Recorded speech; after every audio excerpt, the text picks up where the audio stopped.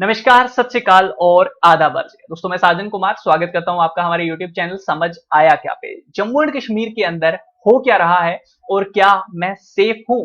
ये सवाल इंस्टाग्राम पे मुझे काफी सारे लोगों ने पूछा है और कुछ फैंस हैं जो मुझे प्यार करते हैं और उन्होंने सबसे ज्यादा सवाल किए हैं कि सर आप सेफ हो? वाकई में जम्मू एंड कश्मीर में हो क्या रहा है और चल क्या रहा है? थोड़ा सा इसके बारे में आप एक वीडियो क्रिएट करें क्योंकि मैं यहाँ का रहने वाला हूँ, शायद वो इस चीज को लेकर तभी परेशान है। और कुछ लोगों ने ऐसे भी पूछा है कि भैया वहां पे आके चल क्या रहा है, प्लीज आप वहां पे रहते हैं तो आप थोड़ा सा शेयर करें हमारे साथ क्योंकि हमें इतना पता नहीं चल रहा है। तो चलिए आज मैं आपके साथ बात करता हूं और हाँ, अगर आपका भी कोई सवाल है, आप मुझसे पूछना चाहते हैं और स्पेशल वीडियो डिफेंस से रिलेटेड बनवाना चाहते हैं तो आप मेरे इंस्टाग्राम प्रोफाइल साजन भगत वन यूजर नेम पे जा सकते हैं, डिस्क्रिप्शन में लिंक भी है और वहां पे अपना सवाल मुझसे भेज सकते हैं। तो सबसे पहले मैं बता दूं कि ये जो इतनी मिलिट्री फोर्सेस, इंडियन आर्मी या फिर पैरामिलिट्री फोर्सेस यहाँ पे विजिट कर रही हैं, लोग जो इससे डर रहे हैं, इसके पीछे सबसे बड़ा कारण क्या है और क्या क्या जो इश्यूज हैं यहाँ पे पॉसिबल हो सकते हैं जिसके लिए लोग डरे हुए हैं। सबसे पहले इसके पहले तो मैं एक और चीज आपको यहाँ पे बताना चाहता हूँ कि जम्मू एंड कश्मीर बहुत बड़ा है और कश्मीर वैली कुछ एक ऐसी प्लेस है यहाँ पे ये ज्यादा जो डर का माहौल है वो पैदा हो रहा है क्योंकि वहां पे पत्थरबाजी होती थी और पत्थरबाजों को थोड़ा अब डर लग रहा है कि यार हमारी हालत खराब होने वाली है। ये भी एक रीजन यहाँ पे बन रहा है। अगर आप सोचते हो जम्मू में ऐसा कुछ होता है तो वैसा नहीं है और जम्मू की जनता को हमारी मिलिट्री फोर्सेस से, हमारी पैरामिलिट्री फोर्सेस से कोई प्रॉब्लम नहीं है।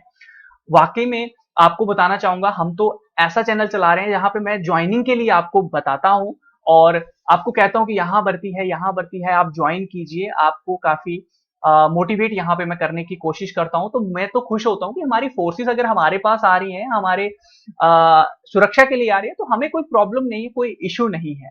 ठीक है, सबसे पहले तो ये चीज बता दूं, जम्मू के अंदर ऐसा माहौल है। कश्मीर के अंदर कुछ लोग अपने रास्ते से भटक चुके हैं पैसे की वजह से, क्योंकि वहां पे एम्प्लॉयमेंट इतनी नहीं है, चाहे वो प्राइवेट की बात करें।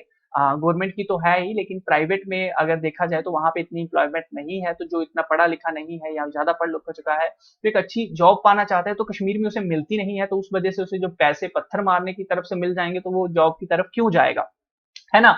अब यहाँ पे बात करते हैं मेन मुद्दे की कि भैया ये रीजंस क्या हैं, क्या नहीं है और क्यों वहां पे कश्मीर में लोग जो हैं वो डर रहे हैं। तो मैं सबसे पहले बता दूं, इसके सबसे बड़े तीन रीजन बन रहे हैं। पहला रीजन है कि जो आर्टिकल 35 है वो टूटने वाला है, जो कि 100% टूटेगा ही टूटेगा। 99% यहाँ पे चांसेस है कि ये टूट जाएगा। अब जिनको नहीं पता ये 35 आर्टिकल ए जो है वो है क्या, तो मैं आपको बता दूं, यहाँ पे इस आर्टिकल के लगने के कारण यहाँ पे कोई भी इंसान बाहर की स्टेट का आके बस नहीं सकता, कोई जॉब के लिए अप्लाई नहीं कर सकता। ये थोड़ा सा मैंने आपको गाइड कर दिया यहाँ पे, बाकी आप इसके बारे में रीड कर लीजिएगा। यहाँ पे अपनी जमीन नहीं ले सकता, तो अगर ये आर्टिकल टूट जाता है तो फिर ये चीजें हो जाएंगी। ठीक है, तो इस चीज को भी लोग थोड़ा कह रहे हैं कि ये नहीं होना चाहिए, अब तक ऐसा चलता आया है, क्यों आप तोड़ रहे हो। तो ये चीज है, तो लेकिन ये टूट जाएगा। अब दूसरा रीजन यहाँ पे जो सबसे बड़ा बन रहा है वो ये है कि वार जो है वो पाकिस्तान के साथ होने वाली है। तो यार ये तो पॉसिबल नहीं है, ये तो खाली र्यूमर मैं कह सकता हूँ जो है कि फैलाया जा रहा है, तो ऐसा कुछ भी नहीं है। ठीक है, पाकिस्तान के वार तो हो ही नहीं सकती, लेकिन चांस बन सकते हैं। जिस तरह से फोर्सेस आ रहे हैं, 25,000 और सैनिक यहाँ पे बुलाए जा रहे हैं जहां तक मुझे सुनने को मिल रहा है। अब तीसरा रीजन यहाँ पे ये भी है कि जम्मू को एक अलग स्टेट बना दिया जाए और कश्मीर और लद्दाख को एक यूनियन टेरिटरी दो जो है वो बना दिया जाए, यानी कि तीन हिस्से कर दिया जाए।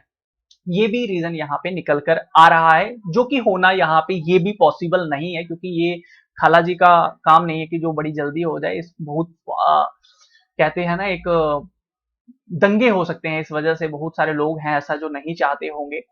तो ये तीन रीजन है जो सबसे बड़े बन रहे हैं। अब इसमें से क्या होता है क्या नहीं होता है कुछ पता नहीं है। बाकी रही बात मेरे ओपिनियन की, मेरे व्यू की, मैं जम्मू की जनता की बात करूं तो यहाँ पे कोई ऐसा नहीं होगा जो हमारी फोर्सेस से डरता है। हम उनकी रिस्पेक्ट करते हैं, हमारी पैरामिलिट्री फोर्सेस को हम हमेशा से सल्यूट करते आए हैं और ना कभी जम्मू में पत्थरबाजी हुई है और ना कभी होगी।